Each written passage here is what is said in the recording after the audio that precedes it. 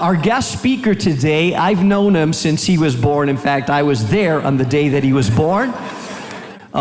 He asked me to train him in preaching.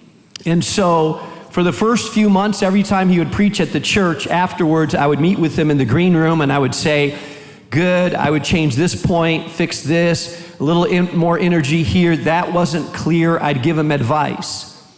3 months into it, I'm preaching. He pops in the green room after I preach and he says, Dad, can I talk to you? I said, sure. He said, you know, that first point that you did wasn't quite clear. I would change it around a little bit. I would fix this a little bit. And I'm thinking in the back of my mind, I was preaching before you were born.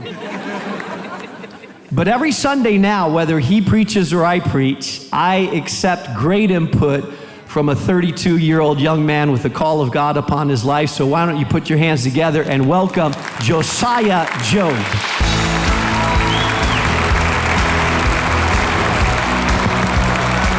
You know, one of the things that you said, Josiah, in speaking mainly to an auditorium full of college students, is that sometimes we have legitimate needs, they're legitimate needs, but what we're starving for the most is usually where the enemy tends to attack us the most. Yeah. So unpack that a little bit. Yeah, I think sometimes we think that temptations are always bad or they're always bad things. But temptations are not always bad things. Oftentimes we're tempted with things that are good. And part of the temptation is, it is a good thing and you do legitimately need it, but will you wait on God's timing to have it? And that's hard. And so I think that's oftentimes where we wrestle with it. Yeah, it's legitimate, it's a good thing, you need that thing, but trust that God will give it to you in the right time. Don't try to take it in your own power or force the timing when it's not right. Yeah, a relationship is a great thing. Someone is lonely, they're starving for it. Yep. But they can go outside of God's timing or God's way to try to fulfill a legitimate need in an illegitimate way. Yeah. The New Testament tells us to know his schemes, know the schemes of the enemy. And too often, Christians don't know the schemes.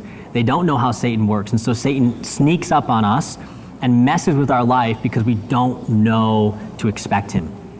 And so my challenge today was, we actually can know how to expect him and his patterns and his schemes and how he works. And if we're aware of that, then we can see him creeping up on us. And if you expect someone creeping up on you, they can't mess with you in the same way. And so my heart is for us to know the enemy messes with us, but if we learn to expect him, we can beat him.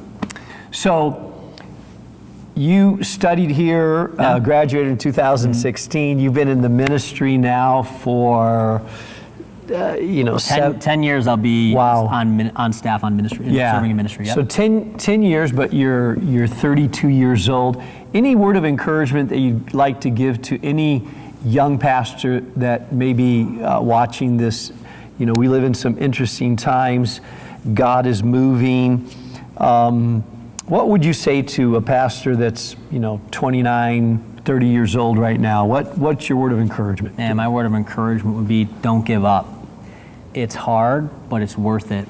And you're gonna feel tested and tempted and tried. And sometimes, what we see in the Bible, is sometimes that testing actually comes from God.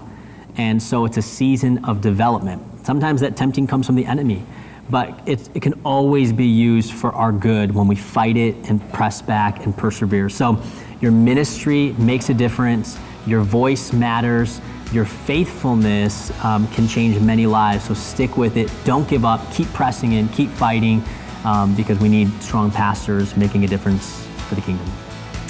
There you go. Josiah Jobe, pastor of New Life Community Church, with a passion for this generation. God bless you.